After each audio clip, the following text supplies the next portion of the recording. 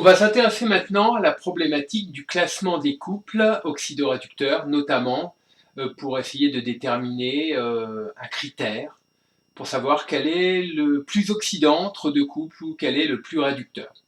Au préalable, je vais revenir sur la notion d'électrode ou de demi-pile. Donc pour fabriquer une demi-pile ou une électrode, on peut par exemple prendre du cuivre métallique que l'on place dans une solution qui contient des ions Cu2+.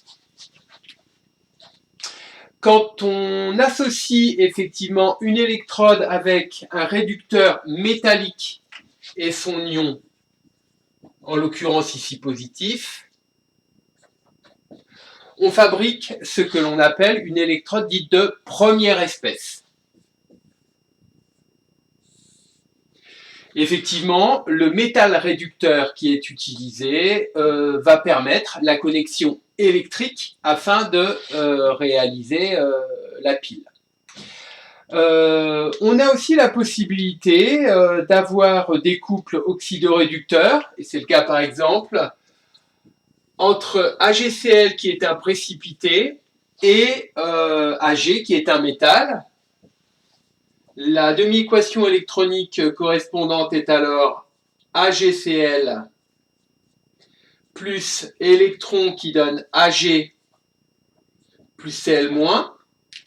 Le nombre d'oxydation de l'élément chlore est -1 dans Cl-.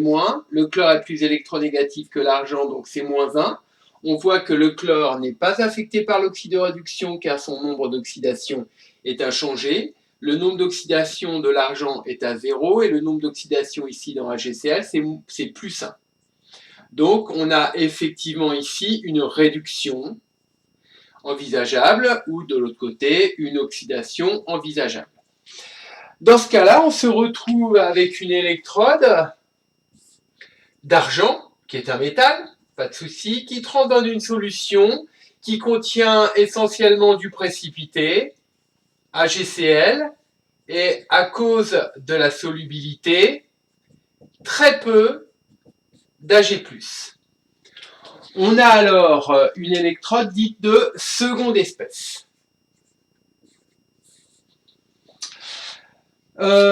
Parfois, et c'est le cas notamment avec le couple des ions fer, Fe3+, Fe2+, les deux entités oxydantes et réductrices sont des ions. Donc ils se retrouvent tous les deux en solution aqueuse. Pour fabriquer une électrode, on a un petit souci. C'est qu'on n'a plus de connecteur métallique. Dans le bécher, on met des Fe3+, et on met également des Fe2+, évidemment avec un contre-ion négatif, souvent un sulfate. Pour pouvoir réaliser une pile, il nous faut une connexion électrique. Pour ceci, par convention, on utilise une électrode de platine ou d'argent, mais plutôt du platine, qui est un métal extrêmement peu oxydant, extrêmement peu réducteur et qui est donc très peu oxydé. On fabrique alors ce qu'on appelle une électrode dite de troisième espèce. Enfin, une des entités peut être un gaz. Prenons par exemple le couple de l'eau, H plus H2. Je vous rappelle que c'est en fin de compte le couple de l'eau au milieu acide ici qui est écrit, où on a alors 2H plus 2 électrons qui donne H2 qui est un gaz. Pour fabriquer l'électrode correspondante, qu'est-ce qu'on fait? Je retrouve mon crayon vert.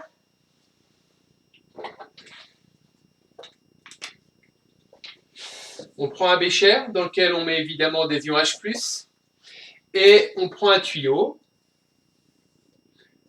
dans lequel on injecte du gaz d'hydrogène, H2, et on obtient coexistence du réducteur et de l'oxydant dans le même milieu. Mais on n'a toujours pas de connexion électrique, donc il nous faut un métal non attaqué, donc en l'occurrence ici le platine. On obtient une électrode dite de quatrième espèce, ou encore appelée ici électrode à gaz, et notamment on obtient l'électrode dite à hydrogène. Dans le cas où la concentration en H+, vaut 1 mol par litre, et où la pression injectée en dihydrogène vaut 1 bar, on obtient ce qu'on appelle l'électrode dite standard à hydrogène,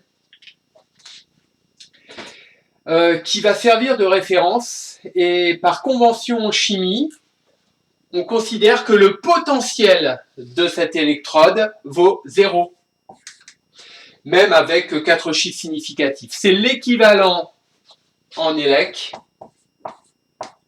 d'une masse.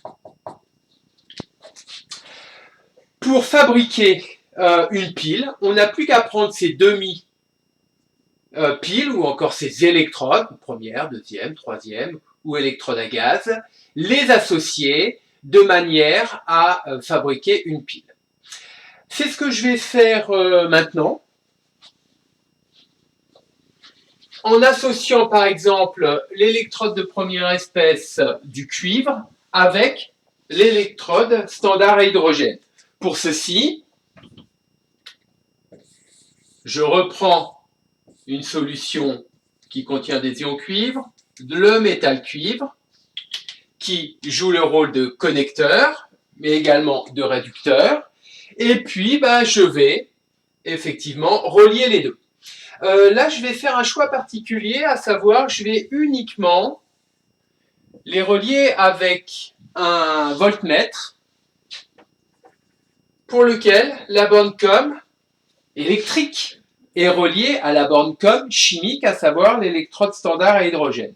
Et bien évidemment, pour assurer une fermeture du circuit, j'utilise un interrupteur chimique, à savoir un pont salin.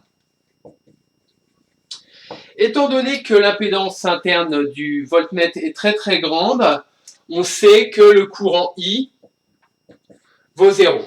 À savoir, dans ce cas-là, la tension UPN mesurée sera la FEM moins R fois 0. Donc je vais réaliser la mesure de la FEM, qui va correspondre de fait au potentiel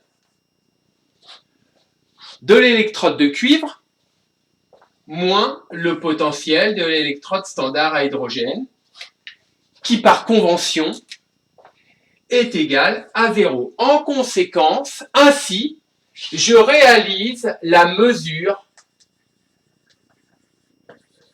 du potentiel de l'électrode de cuivre. J'ai donc une méthode un peu systématique pour mesurer le potentiel de l'électrode de cuivre. En pratique, cette manip, elle est très difficile à faire parce que fabriquer une électrode standard à hydrogène est quelque chose de compliqué, notamment de manière stable. On verra un petit peu plus tard comment on peut fabriquer des électrodes de potentiel fixe, pas forcément égal à 0. Notamment, c'est le cas quand on a fait le TP dosage en acidobasicité, on a utilisé une électrode calomel saturée, dont le potentiel ne vaut pas 0, mais vaut 0,244 volts fixé. Donc ça, c'est une considération beaucoup plus pratique. Je vais me placer dans ce qu'on appelle les conditions dites standards. Donc dans les conditions dites standards, la concentration des espèces ioniques est à 1 mol par litre. La concentration des espèces ioniques est à 1 mol par litre. La pression des gaz est à 1 bar. Et dans ces conditions, le potentiel qui va être mesuré, on l'appelle potentiel standard et on le note comme ceci. Potentiel standard du couple Cu2 plus Cu qui correspond donc au potentiel de l'électrode de cuivre mesuré dans les conditions standards, à savoir une concentration en espèces ioniques, en l'occurrence ici de 1 mol par litre, ou si j'ai des espèces gazeuses, une pression à 1 bar. Je voudrais aussi préciser que la température est fixée à 25 degrés Celsius. Voilà. À quoi ça va nous servir un petit peu ces potentiels standards? Eh bien, notamment, si je fais cette manip, pour le cuivre, je trouve 0,34 volts. Mais si à la place du cuivre, je prends l'électrode de zinc, je vais trouver, pour le zinc, un potentiel standard pour le couple Zn2 plus Zn qui vaut moins 0,76 volts. Ainsi, je me rends compte que je peux classer les différents couples en utilisant cette grandeur électrique mesurable. Je me retrouve à l'heure actuelle avec 3 potentiels standards connus, le cuivre, Cu2 plus Cu, le zinc, Zn2 plus Zn, et pour le couple H plus H2, 0 volts dans les conditions standards. On pourrait en donner d'autres, notamment pour le couple des ions fer, Fe3 plus Fe2 plus, on est à 0,77 volts. À quoi est-ce que cela va bien nous servir? Reprenons la pile Daniel. Donc on a vu que dans la pile Daniel,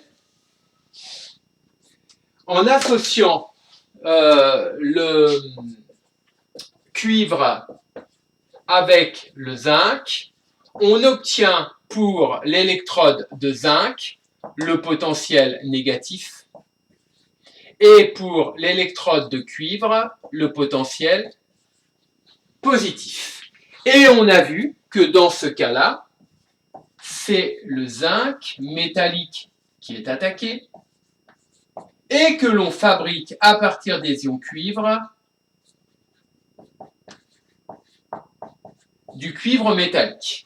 On avait bien spécifié que dans ce cas-là, effectivement, le métal le plus réducteur se retrouve donc au pôle moins. Ainsi, on se rend compte que le zinc est meilleur réducteur que le cuivre métallique et se retrouve de fait avec un potentiel standard plus petit. De même, c'est Cu2+ qui attaque et non pas Zn2+. Cu2+ est donc meilleur oxydant que Zn2+. Et on se rend compte que l'ion cuivre a un potentiel standard plus élevé que l'ion zinc. Ainsi, on va pouvoir introduire un classement des couples en utilisant le potentiel standard de la manière suivante.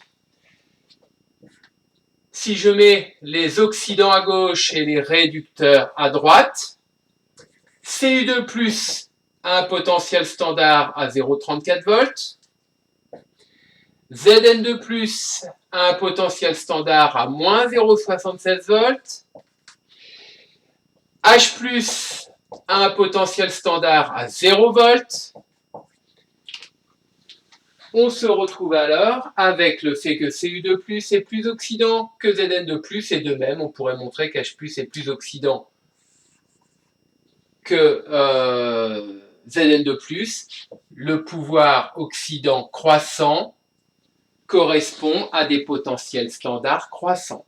A l'inverse, Zn est plus réducteur que Cu, ainsi le pouvoir réducteur croissant correspond à des potentiels standards décroissants. En conséquence, un oxydant est d'autant meilleur que son potentiel standard est élevé et le réducteur est d'autant meilleur que le potentiel standard est faible. Corollaire, plus un oxydant est fort dans un couple, plus le réducteur qui lui est associé est faible. Et plus un réducteur est fort dans un couple, plus l'oxydant qui lui est associé est faible.